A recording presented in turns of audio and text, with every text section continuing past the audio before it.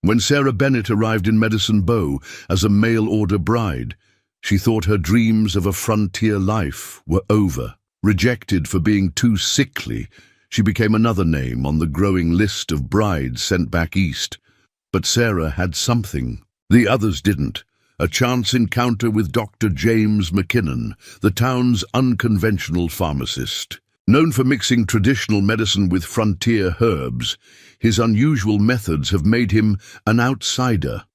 Now he sees in Sarah's illness an opportunity to prove his treatments work. As he helps restore her health, something unexpected begins to heal in both their hearts.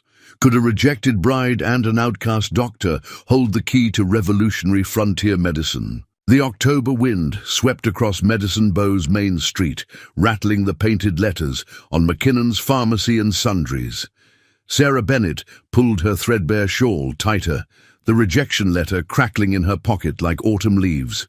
The morning stage to Cheyenne and then east to Boston would leave in 3 hours. She was expected to be on it. "Another one heading back," whispered a woman outside the mercantile. "Poor thing looks like a strong breeze might carry her away." Sarah's shoulders straightened, despite the familiar tightness in her chest. 6 years of teaching in Boston's crowded schoolrooms had left her with chronic breathing troubles, but she'd managed well enough. Until now. Until Thomas Wheeler had taken one look at her pale complexion and declared her unfit for ranch life. Inside his pharmacy, Dr. James McKinnon watched the scene unfold as he recorded the day's observations in his leather-bound journal. His latest entry detailed the successful treatment of Martha Chen's recurring fever, using a combination of traditional willow bark tea and a poultice made from local prairie sage. The margins were filled with carefully sketched botanical drawings and notes on proper harvesting times. "Dr. McKinnon?" His assistant, Jenny Henderson, called from the front counter. "Mrs. Peterson's here for her tonic." James closed his journal, tucking it into the pocket of his worn leather vest. At 35, he cut an unusual figure for a frontier pharmacist. Clean-shaven where most men wore beards, his dark hair slightly too long, and his clothes a curious mix of Eastern refinement and Western practicality. The townsfolk had long since grown used to his peculiarities, even if they didn't fully trust his methods. "Good morning, Mrs. Peterson." He smiled warmly at the elderly woman. "How's that cough?" "Much improved, thank the Lord. And you?" She clutched a small brown bottle. "Though Reverend Mills still says I ought to see a proper doctor in Cheyenne. As long as the treatment helps, that's what matters." James began preparing her refill, carefully measuring herbs into his mortar and pestle. His eyes drifted to the window again, where Sarah Bennett stood frozen in indecision. He'd seen her type before, mail-order brides sent back east, deemed too delicate for frontier life. But something about her bearing caught his attention. The way she held herself spoke of quiet determination rather than defeat. Shame about that young lady. Mrs. Peterson followed his gaze. 7th one this season declared unfit, though Mr. Wheeler might have done her a kindness. Ranch life's hard enough with strong constitution. James made a non-committal sound as he ground the herbs. Through the window, he could see Sarah Bennett cough into her handkerchief, trying to be discreet. His trained eye noted the duration and force of it, the way she steadied herself afterward. Not consumption, something else. He recorded his observations in quick, efficient shorthand on a scrap of paper torn from his journal. Subject displays signs of chronic bronchial inflammation, possible environmental factors, no signs of advanced deterioration. Potential for treatment with modified Anderson protocol? "Here you are, Mrs. Peterson." He handed over the fresh bottle. 3 drops in water, morning and night. "Bless you, Dr. McKinnon." She tucked the bottle into her bag. "You may have strange ways, but they work better than anything those Cheyenne doctors prescribe." After she left, James found himself drawn to the window again. Sarah Bennett had moved to a bench outside the hotel, her carpetbag at her feet. She was reading something, the rejection letter most likely, with reddened eyes but a set jaw that spoke of determination. "Jenny," he called to his assistant, Bring me the reference volume on respiratory ailments, and my case notes from last spring, the Carson family treatment. If he was right about the nature of her condition, there might be hope. Not that she knew it yet, sitting there with her future crumbling around her. But James McKinnon had built his practice on seeing possibility where others saw only weakness. He opened his journal again, dipped his pen, and began to write. October 15th, 1885. Potential new case presents intriguing opportunity to test modified treatment protocols. Subject demonstrates ideal indicators for experimental approach combining Eastern and Western methodologies. The bell above the door chimed. Sarah Bennett stood in his doorway, handkerchief crushed in one trembling hand, steel in her spine despite the tears in her eyes. "I'm told you're the doctor who works miracles," she said softly. "I pray that's true because I have nowhere else to go." James McKinnon had learned long ago that silence often revealed more than words. He watched as Sarah Bennett settled into the chair beside his examination table, her fingers instinctively tracing the worn leather binding of a Bible in her lap. Not just any Bible, a family one, by the look of its well-loved pages and the pressed herbs peeking out between its leaves. "Miss Bennett," he began, keeping his voice gentle, "before we discuss your condition, may I ask about those herbs you're carrying?" Surprise flickered across her face. Most people didn't notice such details, but James had built his practice on observation.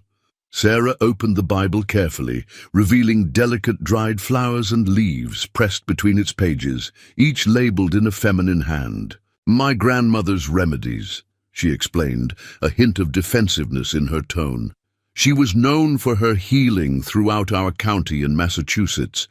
People said she had the touch." James leaned forward, genuinely interested. "May I?"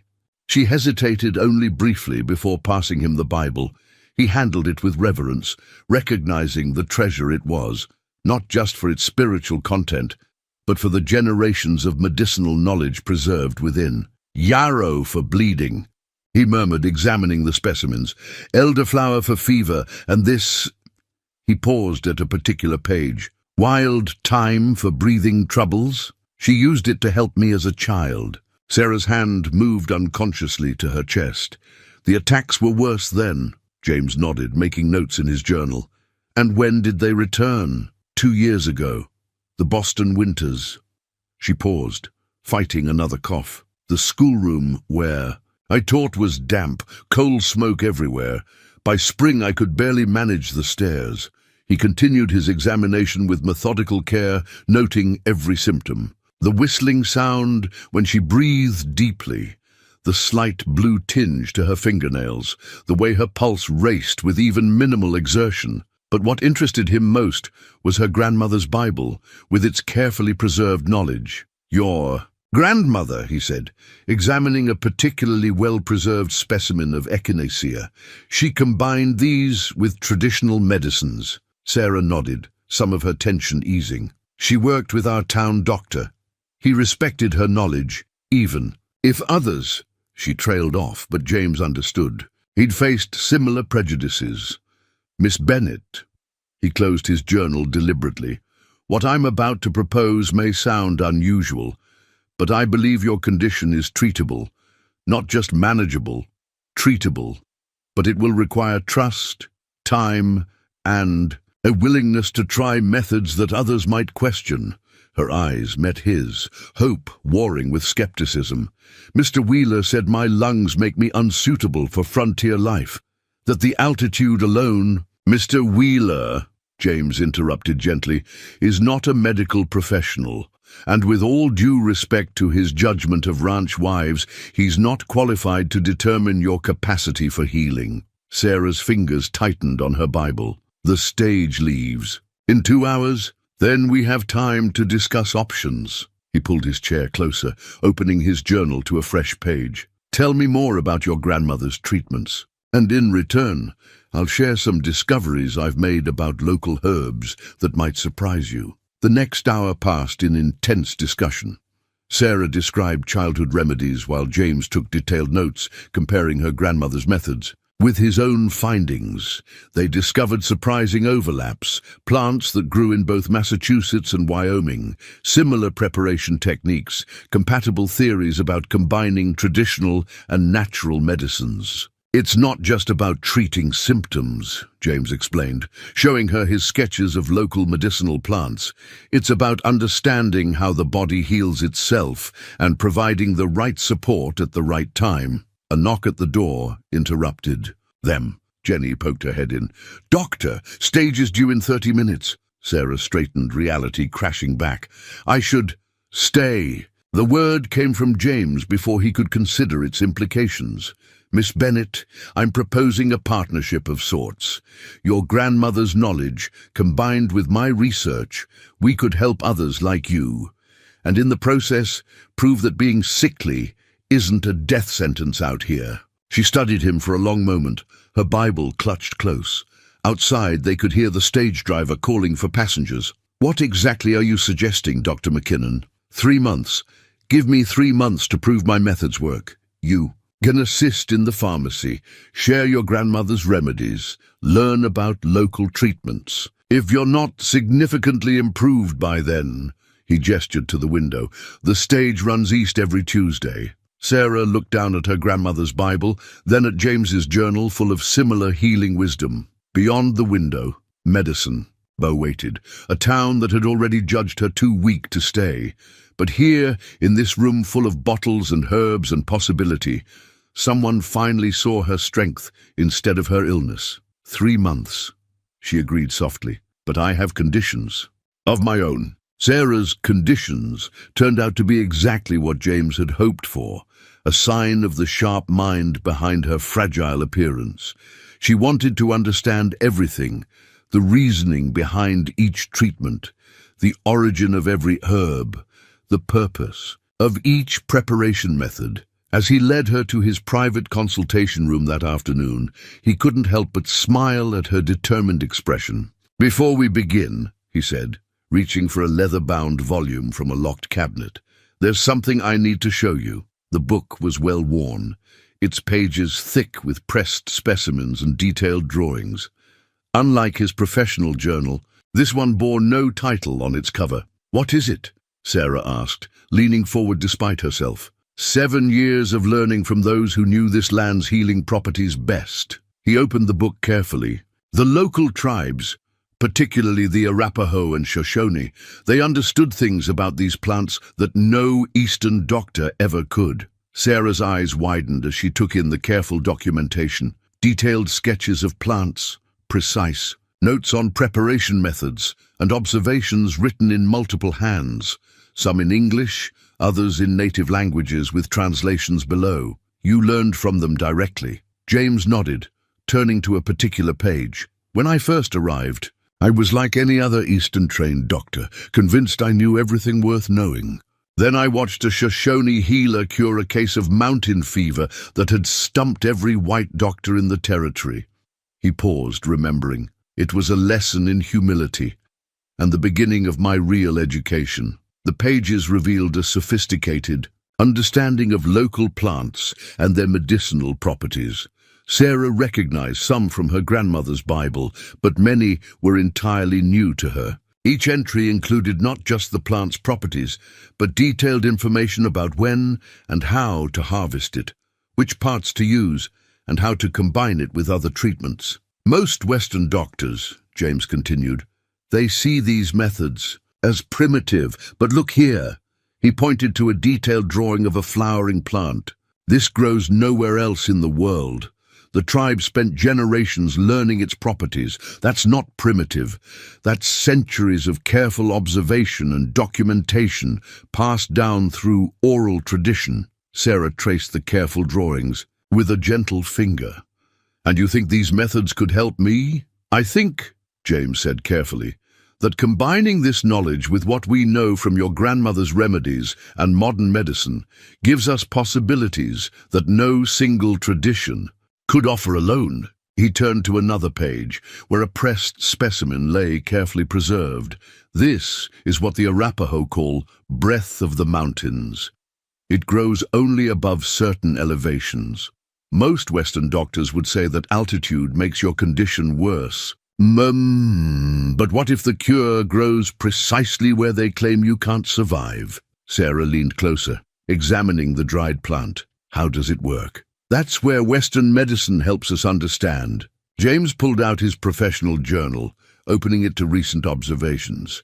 Under the microscope, we can see how it affects the small airways in the lungs, combined with traditional preparations. A knock at the door interrupted them. Jenny entered with an apologetic look. Dr. McKinnon, Reverend Mills is here. He heard about Miss Bennet staying. The implications were clear.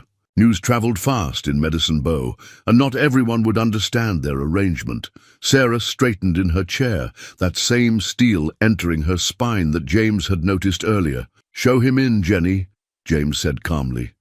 "Miss Bennet and I were just discussing some fascinating botanical research." As Jenny left, Sarah gave him a questioning look. "You're not concerned about what he'll say? About a patient consulting with her doctor?" "No." James closed the book of native remedies carefully, but left it on the table between them. "Though, perhaps we should discuss how to handle the inevitable questions about your decision to stay." Sarah's hand moved to her grandmother's Bible, which hadn't left her side. "I've spent my whole life being judged as too weak, too delicate. I won't apologize for choosing to fight instead of retreat." James felt something warm settle in his chest at her words. Before he could respond, heavy footsteps approached the consultation room. Their quiet moment of shared understanding would have to wait. "Well then," he said softly, "shall we face our first challenge together?" The look Sarah gave him held equal parts trust and determination. Whatever Reverend Mills might say, James knew in that moment that he'd found something rare, a partner who understood that healing required not just medicine, but courage to defy expectations. Before we jump back in, tell us where you're tuning in from. And if this story touches you, make sure you're subscribed, because tomorrow I've saved something extra special for you. The fresh ledger lay open on James's desk, its leather cover still stiff, pages crisp and unmarked. His pen hovered over the first entry. "Patient Sarah Bennet. Day 1 of Modified Mountain Breath Protocol." "You'll record everything?" Sarah asked from her chair by his examination table. Morning light streamed through the window, highlighting the pallor of her skin. "Every detail," James confirmed. "Symptoms, treatments, responses, even setbacks. Especially setbacks. They often teach us more than successes." He began the day's entry. Initial symptoms: severe chest tightness, audible wheezing upon mild exertion, pulse elevated at 92. Patient reports difficulty sleeping due to nocturnal breathing difficulties. The door chimed as Jenny arrived with their morning preparations: a pot of steaming water, fresh herbs, and the carefully measured powder from James's native medicine stores. Sarah watched intently as he combined them according to precise proportions. "The steam carries the medicine. Deeper," he explained, arranging a tent of clean linen over the pot. "Breathe slowly, don't force it." Sarah leaned forward, letting the medicated steam envelop her face. Her first deep breath triggered a harsh cough, but James noticed something important. The cough was looser, more productive than before. "Good," he murmured, making another note. "Your body's beginning to fight back." Over the next hour, he recorded every observation in meticulous detail. Sarah's breathing gradually eased, her shoulders relaxing as the treatment took effect. But when she tried to stand afterward, her legs buckled slightly. "Dizzy," she gasped, gripping the table edge. James steadied her with a gentle hand, already reaching for his pen. "Expected reaction. The altitude combines with the treatment. To affect blood flow, we'll adjust tomorrow's dosage. You're not concerned." Her voice held more curiosity than fear. "On the contrary," he showed her his notes. "See here. Your body's responding exactly as the Arapaho medicine man predicted. The initial weakness means the treatment's reaching deep enough to make real changes." Sarah studied the ledger entries with obvious interest. "You note everything with such precision." "Medicine is both art and science," James replied, adding another observation. The art comes from generations of wisdom, your grandmothers, the tribal healers. But the science, that requires careful documentation. Every detail matters. The rest of that first day set their pattern. Sarah helped in the pharmacy between treatments, her professional manner impressing even skeptical customers. James recorded everything: her color after exertion, the changing quality of her cough, her gradually strengthening appetite. By evening, the first page of the ledger told a story of small victories and careful adjustments. Their final treatment session ended with Sarah managing a deeper breath than she had all day. "Tomorrow will be harder," James warned as he made his last notes. "The real healing often feels like getting worse before getting better." Sarah nodded, wrapping her shawl around her shoulders. "Like teaching," she said thoughtfully. "The students who struggle most at first often end up learning the deepest lessons." James paused in his writing, struck by the comparison. "You miss it, don't you? Teaching." "Yes." She touched the ledger gently. "But perhaps there are other ways to help people learn." The next few days proved James right about the challenges. Each morning, he added new observations to the ledger. Day 2. Patient experiences increased congestion. Counterintuitive but promising sign of airways beginning to clear naturally. Adjusted evening dose accordingly. Day 3. First major setback. Severe coughing spell after breakfast. But note significant improvement in breath sounds once episode passed. Day 4. Patient insisted on continuing work despite obvious fatigue. Remarkable spirit, but warned about importance of rest during initial stages. Compromise reached. Will teach Jenny proper organization of herb stores while seated. By the end of the first week, the ledger told a story beyond mere medical observations. Between the careful notes on symptoms and treatments emerged a portrait of determination. Sarah's growing understanding of the medicines, her gentle way with anxious patients, the gradual strengthening of trust between doctor and patient. "Your breathing's already changing," James noted on the 7th evening, comparing his earliest entries to the latest measurements. "Listen." He held his stethoscope for her to hear her own breath sounds.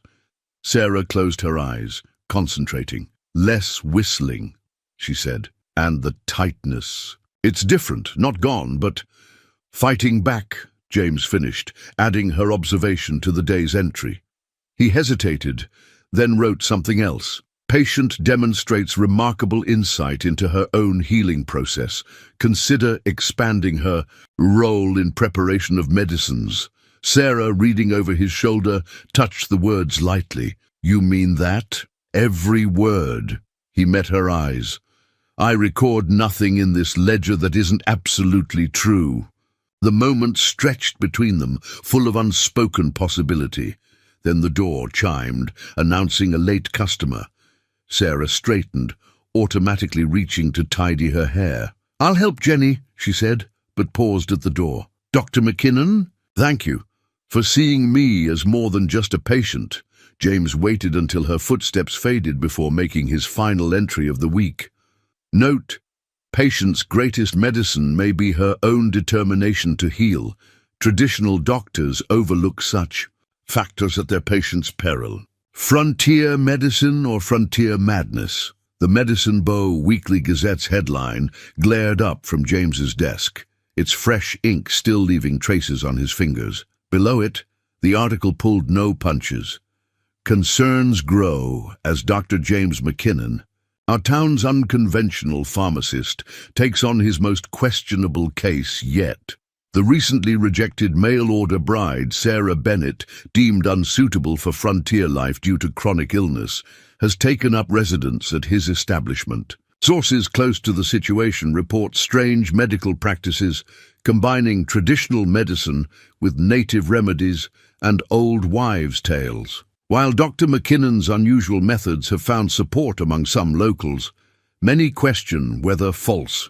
Hope is being offered to those desperate for solutions." James set the paper aside as Sarah entered the consultation room, and something in his expression must have warned her. "Bad news?" she asked, settling into her usual chair. "Nothing unexpected. He reached for his stethoscope, then paused. Though, perhaps we should discuss... A deep, productive cough interrupted him, but this one was different. Sarah's eyes widened as she expelled something that had been trapped in her lungs, possibly for months. "Quick!" James said, reaching for a clean glass jar. "Spit into this!" Sarah complied, still catching her breath, but this time her breathing afterward was clearer than he'd ever heard it. "That sound!" she whispered, pressing a hand to her chest. I can breathe!" James held the jar up to the light, examining its contents with professional interest. "Just as I hoped. The mountain breath treatment is finally breaking up the old congestion. Here, listen to your lungs now." He helped her with the stethoscope, watching her face as she heard the difference. "The whistling, it's almost gone. This," he said, carefully labeling the jar with today's date, "is what healing sounds like. Your airways are finally clearing themselves naturally." Sarah's eyes fell on the newspaper. "But not everyone believes in healing like this, do they?" James sat back, considering his words carefully.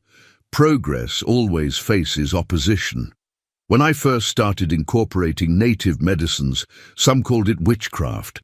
When I suggested that fresh air might be better for consumption than locked rooms, I was labeled dangerous. And now," Sarah gestured to the paper, "they think you're giving me false hope. What matters is what you think." He pulled out his ledger, turning to the newest page. "Are you ready for your examination?" She straightened in her chair, anew, confidence in her bearing. "I'm ready to prove them wrong." The examination revealed dramatic improvements. Clear breath sounds in areas that had been congested for years. Strong, regular pulse, pink returning to her cheeks and lips. "Remarkable," James murmured, making detailed notes. "At this rate..." The door burst open, revealing Thomas Wheeler himself, red-faced and brandishing his own copy of the Gazette. "This has gone far enough, McKinnon." Sarah rose to face him, and James noticed she didn't reach for support, despite the sudden excitement. She stood straight and steady, her breathing calm. "Mr. Wheeler," she said evenly, "what perfect timing. I believe you should see this." She held out the stethoscope. "Listen for yourself. Those lungs you declared unfit for frontier life? They're healing." Wheeler glanced between them, clearly thrown by her confidence. "Now see here..." "No, sir," Sarah interrupted firmly. "You see here, Dr. McKinnon's methods work, and I intend to help improve it, not just for myself, but for others you might have dismissed too quickly." James watched the exchange with growing admiration. The woman standing her ground wasn't the same one who'd stumbled into his pharmacy 2 weeks ago. This Sarah Bennett radiated strength, not despite her illness, but because she'd chosen to fight it on her own terms. Wheeler sputtered, but before he could respond, Mrs. Peterson appeared behind him. "Is it true, Doctor? You found a way to help her?" Other faces appeared in the doorway. Jenny, several regular customers, even the Gazette's young reporter, pencil already flying across his notepad. James stood, moving to Sarah's side. "Would you like to tell them, Miss Bennett? It's a breakthrough after all." Sarah took a deep breath, the kind she hadn't been able to manage in years, and began to explain. Her voice carried clearly through the room, every easy breath a testament to their success. The reporter's pencil scratched frantically. Tomorrow's headline, James suspected, would tell a very different story than today's. The Medicine Bow Town Hall had never been so crowded.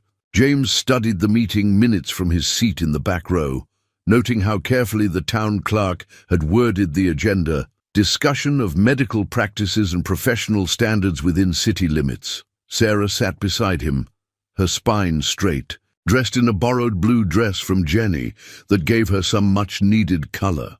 3 weeks of treatment had worked visible changes.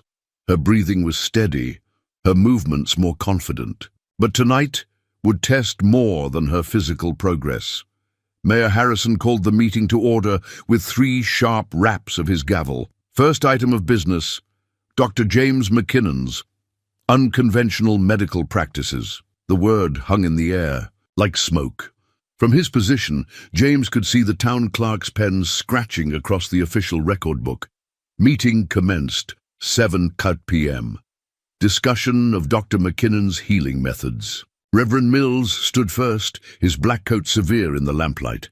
We must consider the moral implications, mixing Christian medicine with pagan remedies. If I may, Sarah interrupted, her voice clear and steady. Heads turned, some nodding encouragingly, others frowning at her boldness. What's Christian about rejecting God's creations? Every herb, every flower, aren't they all divine gifts for healing? The clerk's pen hesitated, then dutifully recorded, Miss Sarah Bennett speaks in defense of natural medicines. Thomas. Wheeler pushed to his feet. This isn't about religion, it's about standards. Professional medical standards that kept me sick for years. Sarah stood now too, pulling out a small notebook. I've documented every improvement since starting Dr. McKinnon's treatment. Would you like to see the numbers, Mr. Wheeler? The measurements, the scientific proof? James watched the clerk recording everything, knowing these minutes would become part of the town's official history. Miss Bennett presents evidence of medical improvement.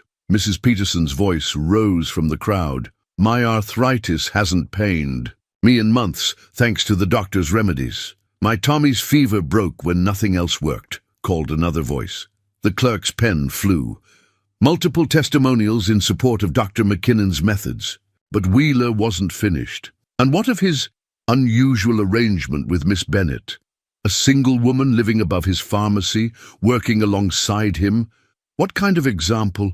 The kind that saves lives. James finally spoke, his quiet voice cutting through the murmurs. He stood, pulling out his treatment ledger, every improvement, every setback, every detail documented with scientific precision. Miss Bennett isn't just a patient. She's becoming an expert in frontier medicine herself. Her grandmother's knowledge, combined with local remedies and modern science, is creating something revolutionary. The clerk wrote steadily, Dr. McKinnon defends medical apprenticeship of Miss Bennett. Revolutionary? Wheeler scoffed. It's dangerous, unregulated. What's to stop anyone from claiming they can cure? Knowledge, Sarah cut in. Study, careful documentation. Dr. McKinnon has spent years learning from every available source. Eastern doctors, native healers, experienced herbalists. He doesn't guess. He observes, tests, proves. James noticed young Dr. Harris from Cheyenne, who'd slipped in late, leaning forward with obvious interest.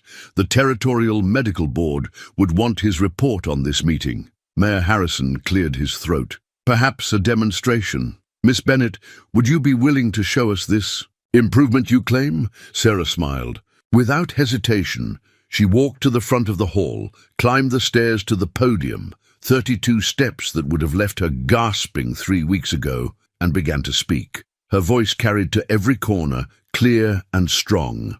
Without a single wheeze, the clerk's pen recorded, Miss Bennett demonstrates remarkable physical improvement, speaking at length without respiratory distress.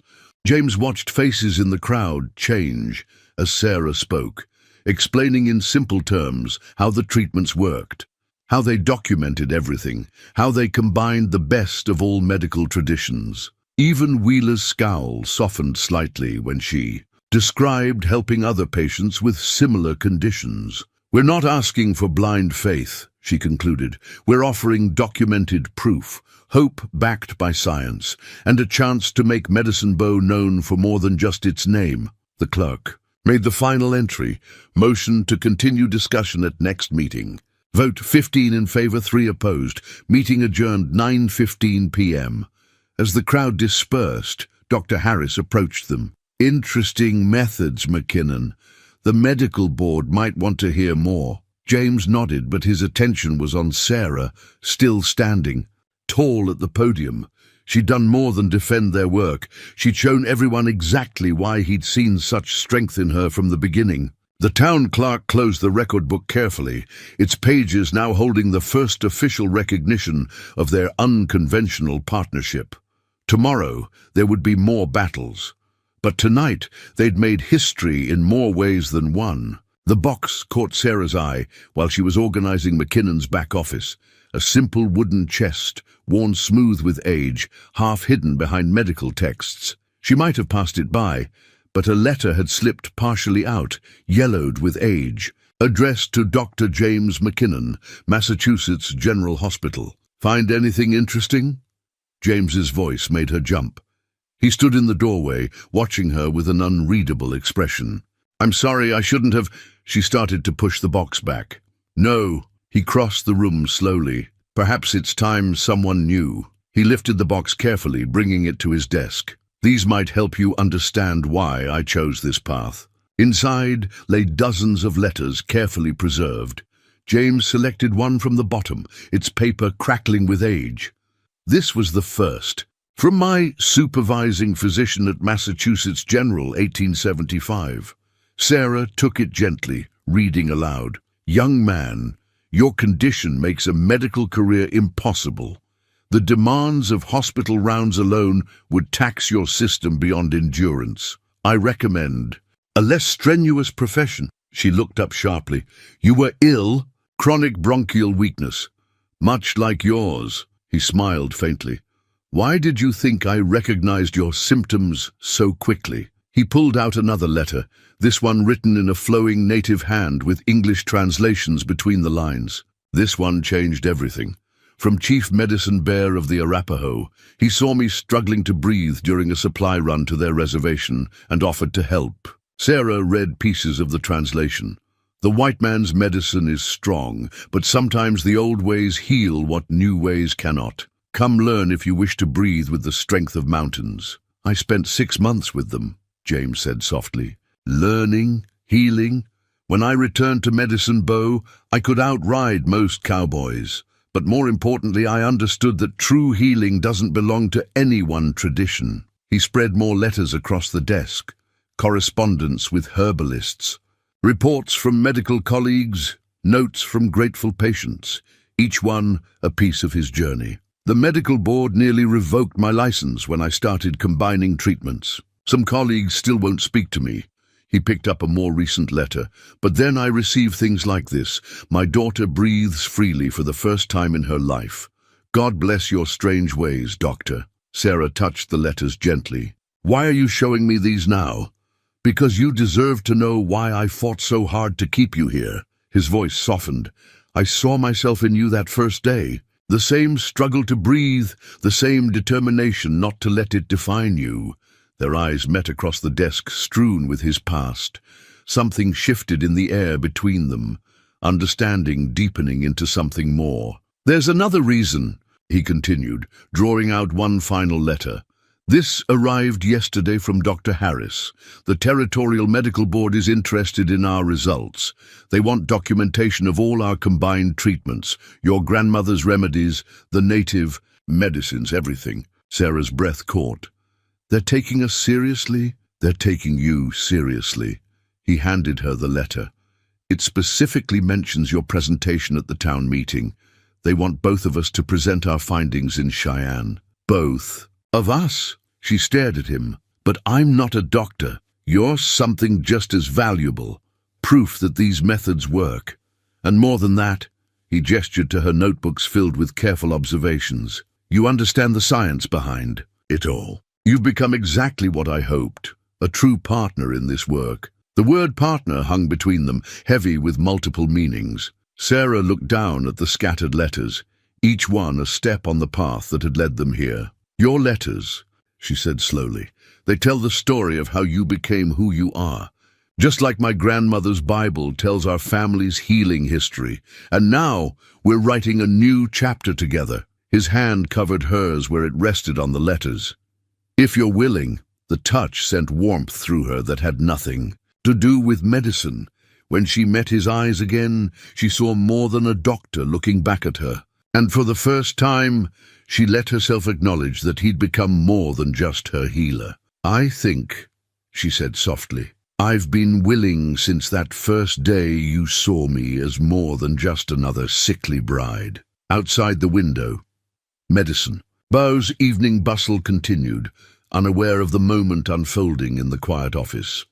But in that room, surrounded by letters that traced one man's journey from patient to healer, two people who'd been dismissed as too weak for frontier life found strength in each other. The official summons arrived on gilded letterhead, its formal language barely masking its underlying threat. The Wyoming Territorial Medical Board hereby requires Dr. James McKinnon to appear and defend his unconventional medical practices. Particular attention will be paid to treatments administered to one Sarah Bennett, whose case has drawn significant concern. Sarah found James in his office, the summons spread before him alongside a stack of medical journals. His usual calm demeanor showed signs of strain. "They're not just questioning my methods anymore," he said without looking up. "They're challenging my right to practice medicine at all. Because of me." Sarah moved closer, reading over his shoulder. "Because of what you represent." He gestured to their treatment ledger. "Every improvement you've shown threatens their entire understanding of frontier medicine. And now others are asking for the same treatments." Indeed, their waiting room had grown crowded lately. Word had spread about Sarah's recovery, bringing others deemed too weak for frontier life. Each success added to their documentation and to the medical establishment's unease. "Dr. Richmond from Cheyenne arrived this morning," James continued, pulling out another letter. "He's demanding access to all our records. Says he's concerned about dangerous experimentation." Sarah's hand went to her throat, where a silver locket now hung, James's gift after their first month of success. Inside, she kept a pressed specimen of the mountain breath herb that had helped save her life. "What does he want to see?" "Everything. Your initial examination records, the treatment protocols, even your grandmother's remedies." James ran a hand through his hair. "He's particularly interested in how we're combining traditional medicines with native treatments." "But that's our breakthrough," Sarah protested. "The way different traditions work together." "Exactly, and if it works," he met her eyes, "it challenges everything they've built their reputations on." A knock interrupted them. Jenny poked her head in, looking worried. "Dr. Richmond is back. He's brought the sheriff." Sarah straightened her spine, a gesture James had come to recognize as her preparing for battle. "Let them in." Dr. Richmond swept into the office, every inch the distinguished physician in his fine coat and gold watch chain. Sheriff Taylor followed, looking uncomfortable. "Dr. McKinnon." Richmond's voice dripped condescension. "I trust you've received the board's summons." His eyes fell on Sarah. "Ah, and the patient in question. Miss Bennett is my assistant now," James said calmly, "and a valuable contributor to our research." Richmond's eyebrows rose. "Research? Is that what you call this backwater experimentation?" Sarah stepped forward, her breathing steady and strong. "Would you like to see our results, Dr. Richmond? Every treatment documented, every improvement measured. Or perhaps you'd like to examine me yourself, compare my condition now to the medical reports that deemed me unfit for frontier life." The challenge in her voice was unmistakable. Richmond flushed. "Young woman, your individual case proves nothing. These folk remedies are saving lives," James interrupted. He pulled out their latest case files. Mrs. Peterson's arthritis, the Carson children's whooping cough, Tommy Henderson's fever, all treated successfully with combinations of traditional and native medicines. "Anecdotal evidence," Richmond scoffed. "The board requires proper scientific—" "Like this?" Sarah retrieved their microscope and prepared slides. Detailed analysis of how mountain breath extract affects bronchial tissue. Or these. She spread out pages of chemical analysis, comparisons of active compounds in both Eastern and native medicines. James watched with pride as she systematically presented their evidence. Every argument Richmond raised, she countered with documentation. The sheriff looked increasingly impressed. "And you learned all this from him?" Richmond demanded. "From Dr. McKinnon, from my grandmother's healing traditions, from native wisdom, and from careful observation." Sarah's voice was firm. "True. Healing doesn't care about medical board politics. It cares about results." The sheriff cleared his throat. "Seems to me they're doing good work here, Doc. Town's healthier than it's been in years." Richmond's face darkened. "The board will hear about all of this. Every irregular treatment, every deviation from accepted practice. Good, James stood. Because we'll be there too, with every piece of evidence, every success story, every scientific proof that medicine can evolve beyond artificial boundaries. After they left, Sarah sank into a chair, trembling slightly. Not from weakness now, but from tension finally released. "That wasn't just about our methods, was it?" she asked quietly. James took her hand, his thumb brushing over knuckles that were no longer blue from poor circulation. "No, it's about change, and some people fear change more than illness itself. Then we'll show them there's nothing to fear." She squeezed his hand. Together. The summons still lay on his desk, its golden letterhead catching the late afternoon light. But somehow it looked less threatening now. They had truth on their side, and each other. The idea started with Mrs. Peterson, of all people. She arrived at the pharmacy early one morning, her arthritis-gnarled hands clutching a sheet of paper covered in signatures. "Read it," she insisted, pressing it into Sarah's hands. "Every name is someone you two have helped."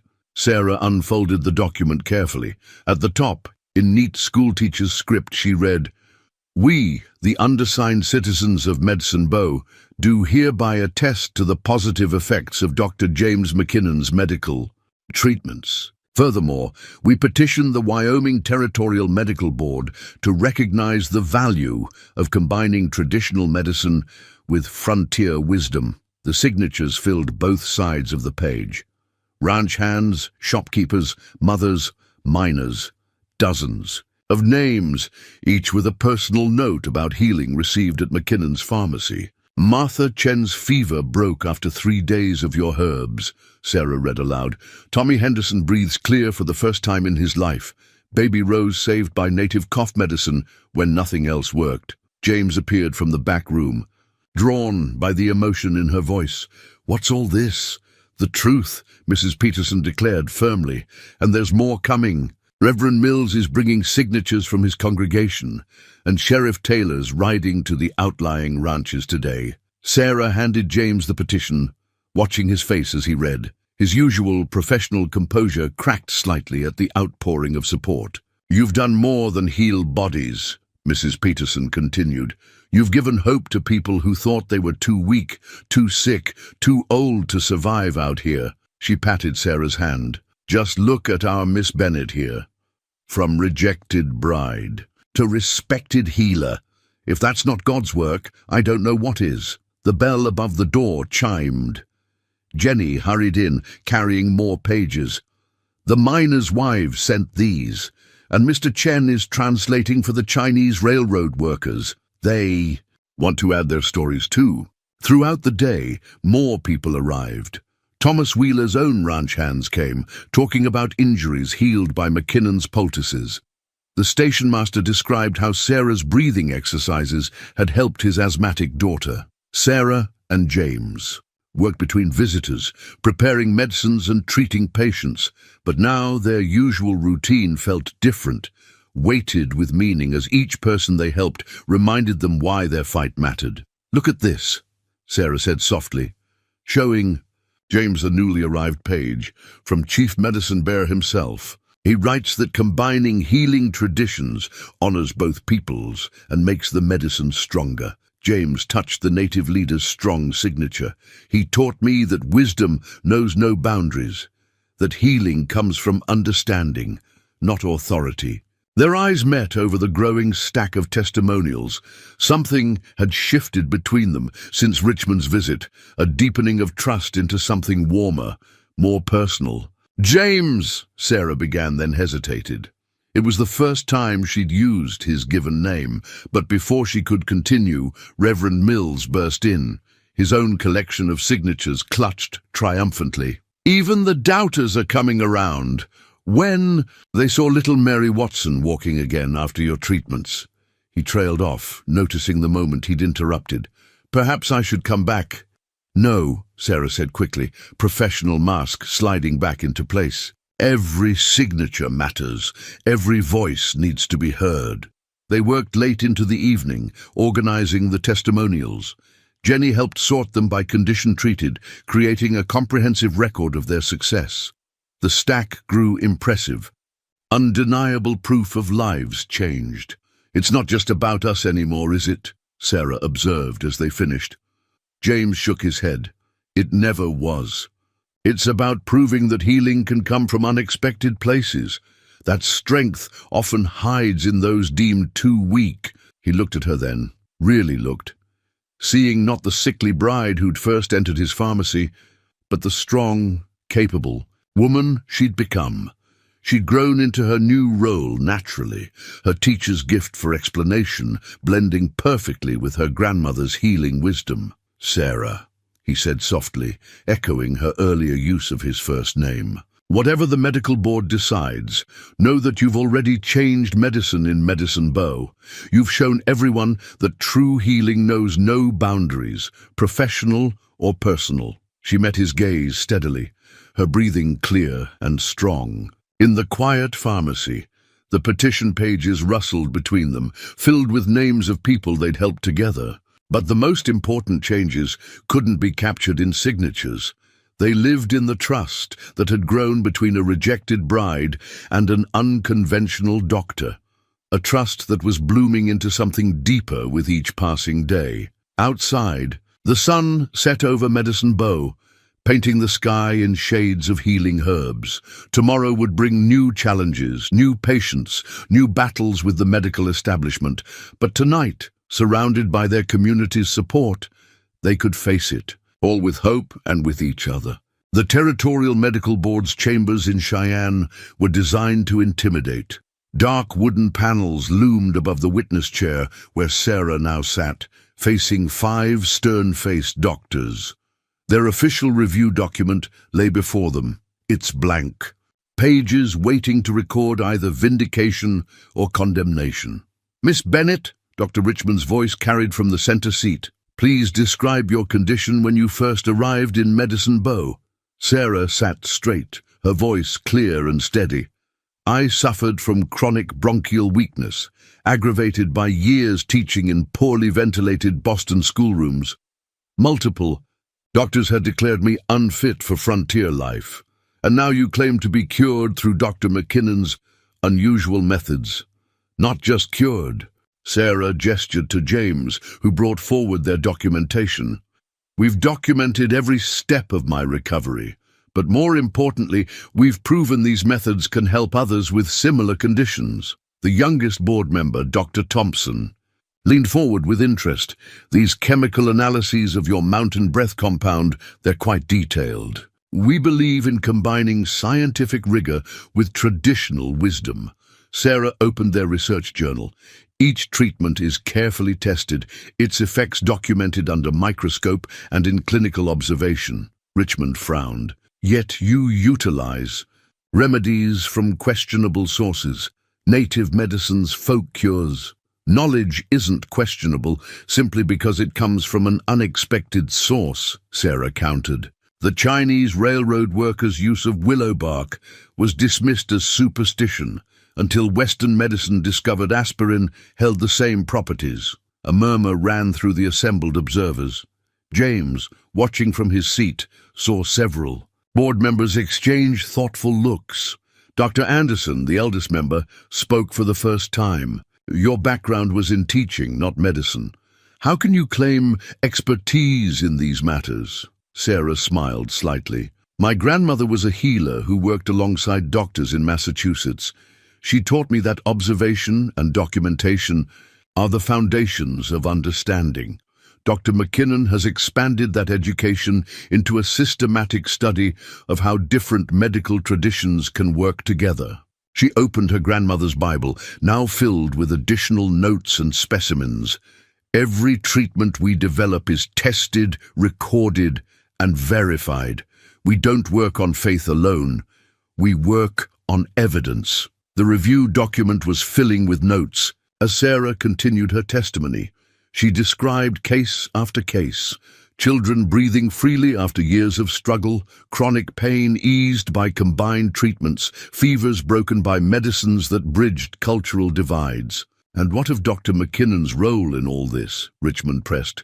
Some suggest he's allowed an unqualified assistant too much influence. Dr. McKinnon, Sarah said firmly, has done what every great doctor should do, recognize that healing wisdom can come from many sources. His willingness to learn from native healers, to respect traditional knowledge while applying scientific method, has saved lives that conventional medicine had abandoned. James found himself holding his breath as Sarah met each board member's eyes in turn. She was magnificent, poised, knowledgeable, and passionate about their work.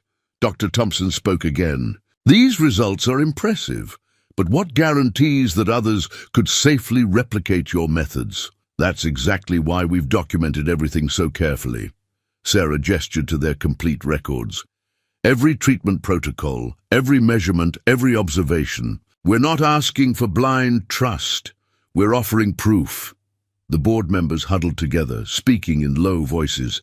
When they turned back, Richmond's expression was reluctant but resigned. The board requests your complete treatment protocols for further study. Additionally, he glanced at his colleagues, we would be interested in a formal presentation of your methods at the next territorial medical conference. Sarah's eyes found James's across the chamber. They'd done more than defend their work. They'd opened a door for others to follow. One final question. Dr. Anderson's aged voice carried surprising strength. What do you say to those who still doubt that frontier medicine can advance beyond conventional wisdom? Sarah stood, her breathing strong and clear in the hushed chamber. I say they should remember that I was deemed too weak to survive here. Instead, I found not just healing, but a way to help others heal. The frontier doesn't make us weaker. It teaches us to find strength in unexpected places. The official review, when complete, would run to many pages, but its essence could be summed up in the final line, penned in Anderson's shaky hand. Innovation in medicine comes not from clinging to tradition, but from having the courage to seek healing wherever it may be found. The partnership agreement sat between them on James's desk, its fresh ink gleaming in the morning light.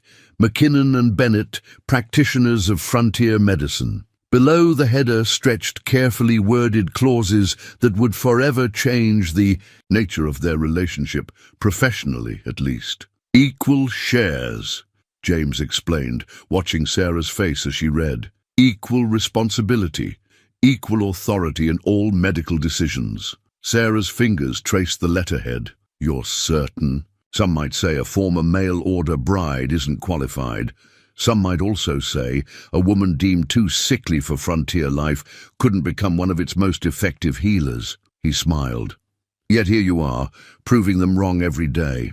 The morning sun streamed through newly washed windows, highlighting recent changes to the pharmacy. Fresh paint brightened the walls, and neat shelves displayed their expanding collection of medicines, Eastern remedies beside native herbs, all carefully labeled in Sarah's precise hand. There's something else, James continued, drawing out another document. The medical board's official recognition of your qualifications as a frontier medicine practitioner. First of its kind. Sarah took the certificate with trembling hands. How did you? Dr. Anderson championed it. Said it was time medicine recognized that healing knowledge comes in many forms. He paused. It means you can practice independently, if you choose. The unspoken question hung between them. Sarah set both documents down carefully. Is that what you think I want? To leave? I think, James said slowly, that you deserve every opportunity your skills have earned, including the freedom to choose your own path. Sarah stood, moving to the window that overlooked Medicine Bow's Awakening Street. So much had changed since she'd first stood there, clutching a rejection letter and fighting for breath. My path, she said softly, has led me here. To this work, to this partnership. She turned back to him, to you. The moment stretched. Between them, heavy with possibility. Then the front bell chimed, their first patient of the day arriving. Dr. McKinnon? Miss Bennett? Jenny's voice carried from the front. Mrs. Chen's here with the baby, and Sheriff Taylor wants to know if you've made more of that liniment for his shoulder. Sarah reached for her apron, but James caught her hand. "Sarah, before we start the day, are you sure? About the partnership?" She squeezed his fingers. "Gently. I came to the frontier looking for a new life. Instead, I found something better, a way to help others build their lives here, and someone to share that mission with." James's eyes softened. "Even if some still disapprove." "Especially then," she smiled. "We've never taken the easy path, have we?" He returned her smile, reaching for his own apron. "No, but we've made it a better path for others to follow." Together, they headed out to face their first day as official partners. The agreement on the desk would formalize their arrangement, but the real partnership, the one built on trust, respect, and growing love, had been forming since that first day Sarah refused to take the stage back east. As they greeted Mrs. Jen and her infant Sarah caught James watching her with an expression that had nothing to do with professional admiration. Soon, they would need to discuss that other kind of partnership, but for now they had work to do, healing to accomplish, lives to improve, and a new chapter of frontier medicine to write together. The letters arrived daily now, each one carrying stories of hope and desperation. Sarah sorted through the morning's mail, organizing them into neat piles on the newly expanded correspondence desk. One envelope in particular caught her attention, postmarked from Boston, the careful handwriting eerily familiar. "James," she called softly, "I think you should see this." He appeared from the examination room, where he'd been treating a miner's persistent cough. The letter she handed him bore the letterhead of Massachusetts General Hospital, the very institution that had once told him he was too weak to practice medicine. "Dear Dr. McKinnon and Miss Bennett," she read aloud, "news of your success in treating chronic respiratory conditions has reached us here in Boston. We have a patient, a young medical student with symptoms similar to those you both once suffered." More letters spilled from their organized stacks. A rancher's wife in Dakota Territory with crippling arthritis. A schoolteacher in Oregon whose weak lungs threatened her career. A group of miners from Colorado seeking treatment for altitude sickness. "They're all like me," Sarah murmured. "People told they couldn't survive out here." James picked up another letter, this one from a native. "Healer in Montana. And like this, traditional healers wanting to share knowledge, to combine methods as we have." The pharmacy's walls had begun to fill with maps marking the origins of their correspondence. Pins showed where their treatments had spread, where other practitioners had begun adopting their methods. String-connected communities where their influence had taken root. Jenny brought in another stack of mail. 2 more rejected brides asking if they can come. "And Dr. Thompson from the medical board wants to know if you'll write a formal paper on the mountain breath protocol." Sarah touched one of the map's pins, a small town in Kansas where they'd helped establish a similar practice. "We're going to need more help." "Already arranged," James smiled. "Remember Mary Watson, the girl who learned to walk again? She's asked to apprentice with us. Says she wants to learn medicine the way you did." Their waiting room had grown crowded. Lately, local patients mixed with travelers who'd come specifically seeking their treatments. Sarah moved among them with practiced ease, her once labored breathing now strong and sure as she gathered histories and symptoms. "Miss Bennett?" A thin woman rose shakily from her chair. "I came from California. They said you'd understand. About being told you're too weak." Sarah took the woman's trembling hands in hers. "Come into the consultation room. Tell me everything." Later, after the day's patients had gone, Sarah and James sat reviewing their case notes. The woman from California had shown marked improvement just from their initial treatment. Her letter would join the growing collection of success stories. "I had a thought," Sarah said, arranging the day's correspondence. "These letters, they're not just requests for help. They're documentation. Proof that our methods work across different conditions, different territories." James nodded slowly. "A body of evidence that can't be dismissed as mere anecdotes." "Exactly. If we organize them properly, track the outcomes." She pulled out a fresh ledger. We could create a genuine study of frontier medicine, something that bridges all the traditions we've drawn from. Her eyes shone with the same passion for teaching she'd once brought to her Boston classroom. James watched her begin categorizing the letters, creating a systematic record of their growing influence. "There's something else," he said quietly. "Dr. Anderson's asked us to help establish guidelines for recognizing other frontier practitioners, to create a way for traditional healers to gain official standing." Sarah looked up from her work. "Understanding the significance. We could help others like us. People with healing knowledge who've been dismissed by conventional medicine. People like a certain mail-order bride who turned out to be exactly what frontier medicine needed." Their eyes met across the desk piled with letters from people whose lives they'd touched. In that moment, both remembered their own first meeting, how far they'd come from doctor and patient to equal partners in pioneering a new way of healing. Outside, the setting sun painted Medicine Bow's sky in shades of possibility. Their work was no longer about proving themselves. It had become something larger, a movement that could change medicine across the territories, bringing hope to those who'd been told they didn't belong on the frontier. Sarah picked up the letter from Massachusetts General, a smile touching her lips. "Shall we show Boston how the West heals its own?" The marriage license application lay blank on James's desk, its official letterhead stark against the worn wood. He'd gotten it from the county clerk that morning, but now found himself staring at its empty lines with uncharacteristic uncertainty. Sarah was in the front of the pharmacy, teaching Mary Watson the proper preparation of their mountain breath compound. Her voice carried clearly, confident and strong, so different from the breathless woman who'd first entered his pharmacy half a year ago. "The proportions must be exact," she was saying. "Medicine is both art and science, but the measurements, those are always precise." James smiled, recognizing his own words transformed by her teacher's gift for explanation. He picked up his pen, then set it down again. After all their unconventional choices, perhaps this one shouldn't be traditional either. He reached instead for their treatment ledger, the first one, containing the daily record of Sarah's initial recovery. Its pages chronicled not just her healing, but the growth of their partnership, their shared mission, their gradual transformation. From doctor and patient to equals in both medicine and... "James!" Sarah stood in the doorway, concern crossing her features. "Is everything all right?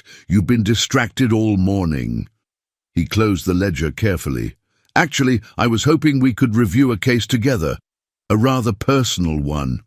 Her professional demeanor emerged instantly. "Of course. What are the symptoms?" "Well," he began, fighting a smile, "the patient presents with recurring episodes of accelerated heartbeat, particularly in the presence of a certain colleague. Symptoms include difficulty concentrating, persistent thoughts of shared future plans, and a marked desire to convert a professional partnership into a more permanent arrangement." Sarah's eyes widened as understanding dawned. She moved closer to his desk, noticing the marriage license half hidden beneath their medical documents. "That sounds serious," she said softly. "What treatment would you recommend?" James stood, coming around the desk to take her hands in his. "I thought perhaps we might conduct a long-term study, one that combines our professional success with personal happiness." "A lifetime study?" Her voice trembled slightly. "If you're willing." He drew her closer. "We've proven that the best medicine comes from combining different traditions, different strengths. Perhaps the best life does too." Sarah's free hand went to the silver locket she still wore, the one containing their first successful mountain breath specimen. "I came here looking for a husband, found healing instead, and now you've found both," James finished. "If you'll have me." She looked up at him, eyes bright with unshed tears. "The medical board might not approve. A doctor marrying his former patient. The medical board," James smiled, "has learned not to underestimate us. Besides, you're not my patient anymore. You're my partner in every way that matters. I'd just like to make it official in every way possible." He reached into his desk drawer and withdrew a small box. Inside lay a ring unlike any Sarah had seen. a delicate silver band set with tiny pressed flowers from their healing herbs, preserved under crystal. "James," she breathed. "Is that—" "Mountain breath blossoms, preserved like your grandmother's specimens. I had it made in Cheyenne." He held it out to her, a symbol of everything that brought us together, healing, hope, and the courage to find new paths. Sarah touched the ring gently, then looked up at him with a sudden laugh. "Did you document this plan in your medical journals too?" "Actually," he pulled out their latest ledger, opening to a fresh page. "I thought we might record it together, the beginning of our next chapter." She took the pen from his hand, dipped it in ink, and wrote in her clear hand. "Case resolution. 2 healers, once deemed too weak for frontier life, find strength in each other and a shared mission to help others do the same."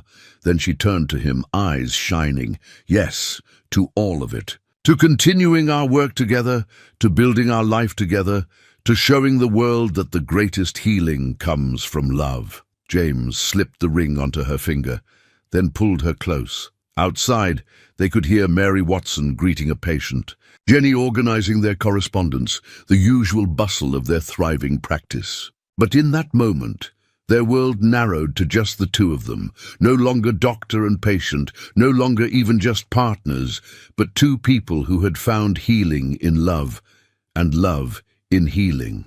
The blank marriage license still lay on the desk, waiting to be filled, but the real testament to their union was already written in the pages of their medical ledgers, in the lives they'd touched, and in the new way of healing they'd pioneered together.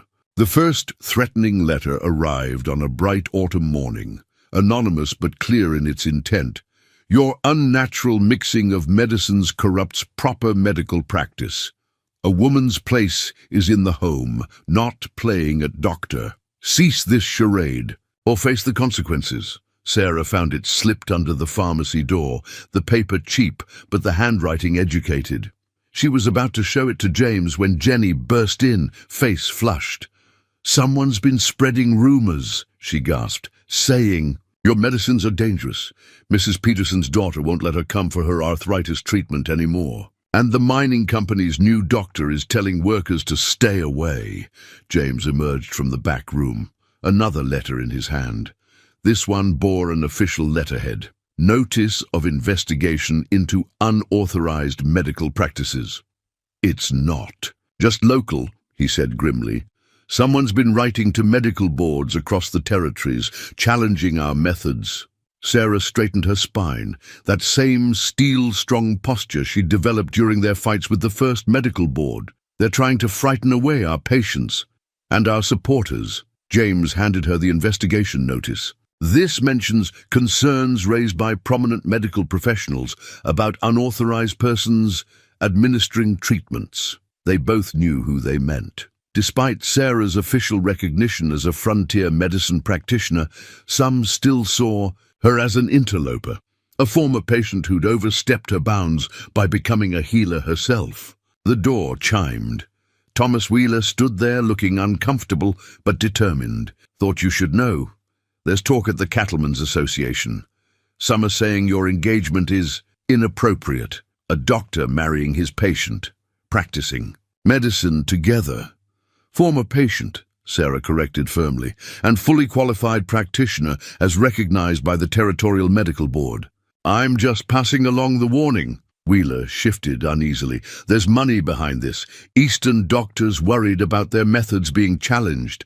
They're painting you as dangerous revolutionaries." James moved to Sarah's side, his and finding hers. "They tried that before. We proved them wrong. This is different." Wheeler gestured to the threatening letter. "They're not just attacking your medicine now. They're attacking your relationship, your reputation, everything you've built." Sarah squeezed James's hand, drawing strength from his presence. "Then we'll defend it all, together." After Wheeler left, they gathered their staff.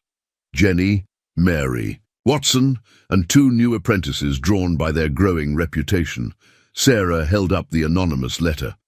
"Someone wants to frighten us," she said clearly, "to make us doubt ourselves, our methods, our right to heal. They think that because I came here as a mail-order bride, because I learned medicine through unconventional means, I'll be easily intimidated. James watched her with pride as she continued, but they've forgotten something important. Every person in this room was told they couldn't do something, that they were too weak, too unconventional, too different to succeed, and every person here proved them wrong. She moved to their wall of maps, showing their influence spreading across the territories. We've helped hundreds of people that traditional medicine dismissed.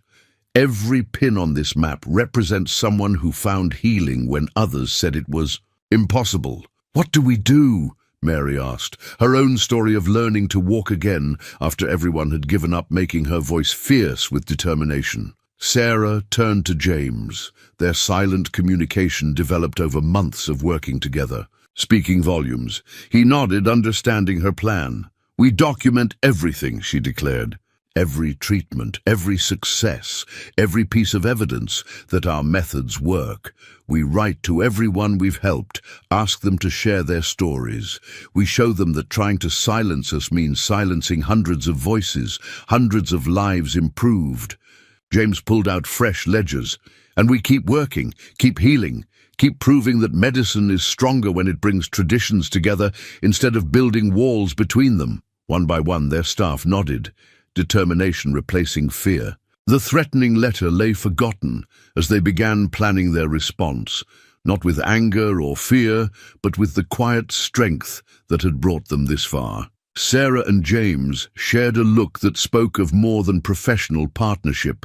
They'd faced opposition before, but this attack on their personal happiness made it different, yet somehow that only strengthened their resolve. They think our love makes us vulnerable, Sarah said softly when they were alone. They don't understand that it makes us unshakable. James touched her ring with its preserved healing flowers. They've forgotten the most important lesson of frontier medicine, that strength often comes in unexpected forms. Outside their window, Medicine Bow continued its daily rhythms. Inside, a group of healers, once dismissed as too weak or unconventional, prepared to defend not just their practice, but their right to love and heal in their own way. The wedding announcement in the Medicine Bow Weekly Gazette reflected their unique journey. Dr. James McKinnon and Miss Sarah Bennett cordially invite the community to witness not just the union of two hearts, but the celebration of a new vision for frontier medicine.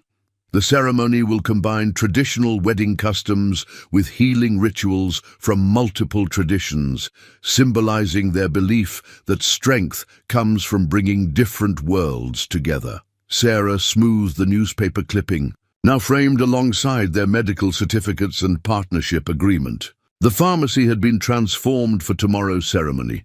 Herbs and flowers from their medicine garden draped every surface, their healing properties labeled in both English and native languages.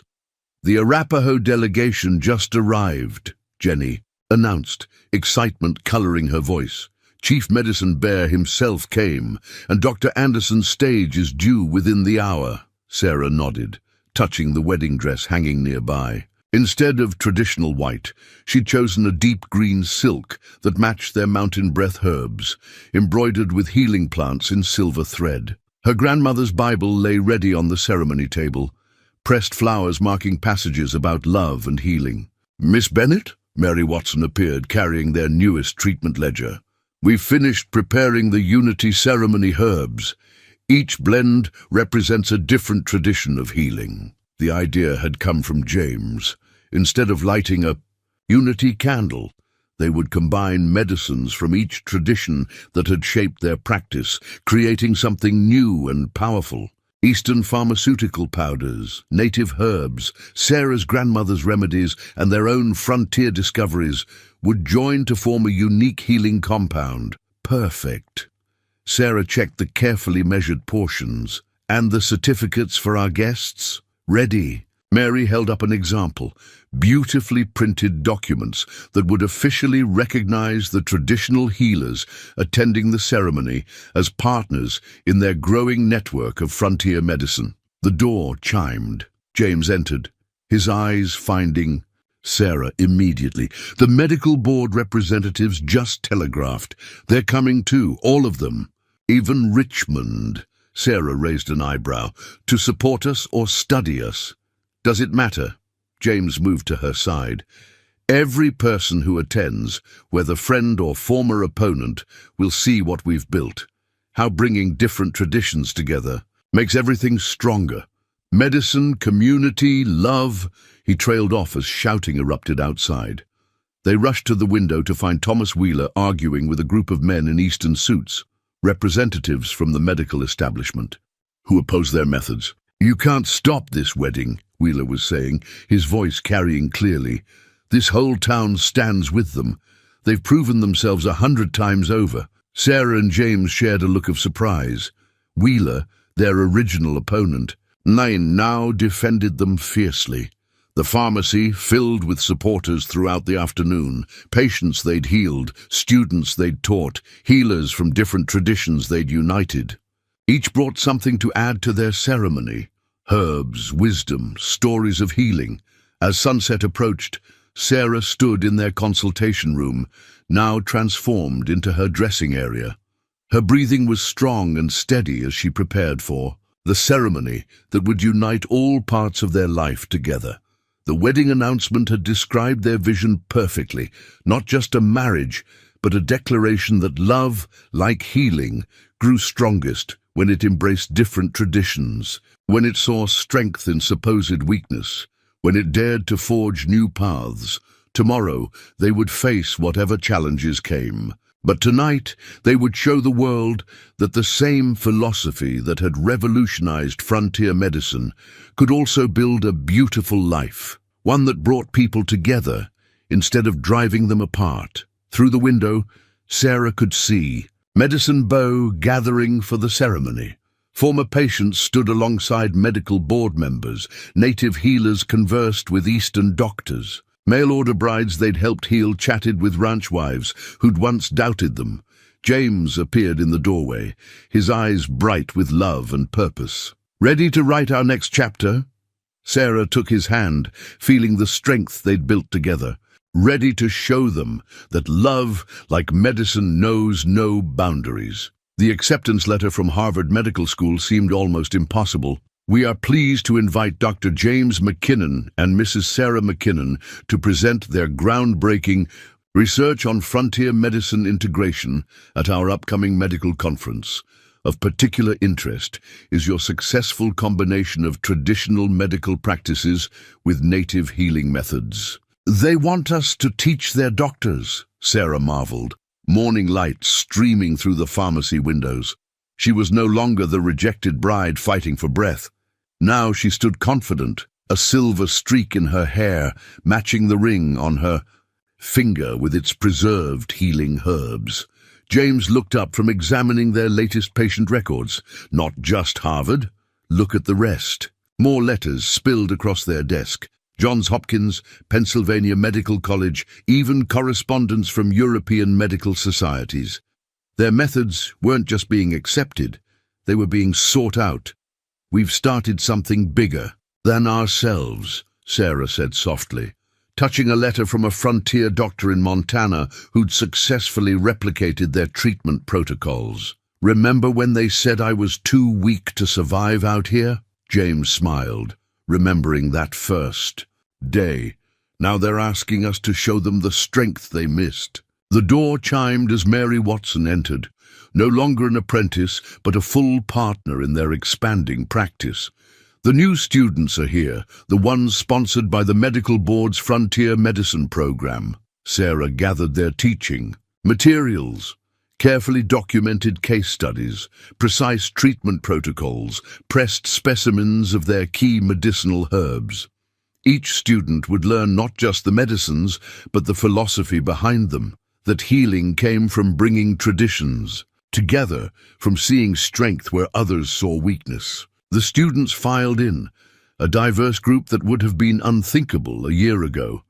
Eastern-trained doctors stood alongside native healers, female practitioners next to male colleagues, all united by the desire to learn their integrated approach to medicine. Begin with this, Sarah told them, opening their original treatment ledger. My own case. It shows how combining different healing traditions can transform supposed weakness into strength. As she taught, James watched with pride. Their work had grown beyond just treating patients. They were changing how medicine itself was practiced on the frontier. Each student they trained would carry their methods to new territories, helping others who'd been told they were too weak to thrive.